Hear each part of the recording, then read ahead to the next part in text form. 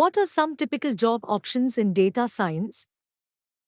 In data science, you can explore various roles such as first, data analyst, analyzing data to find patterns, second, data scientist, solving complex problems with data, third, machine learning engineer, building algorithms for computers to learn, fourth, data engineer, designing systems to collect and store data, fifth, business analyst, using data to help businesses make better decisions.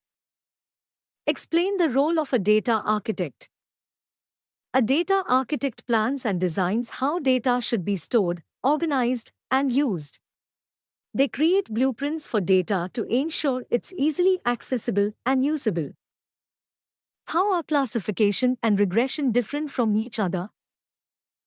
Classification and regression are two types of problems in machine learning. First, classification. Classification categorizes things into groups. Second, regression. Regression predicts continuous values. Can you describe a new idea or invention that uses reinforcement learning? Reinforcement learning teaches robots to play games or solve puzzles by rewarding correct actions, helping them learn and improve over time. How is data science assisting sports teams to improve their performance?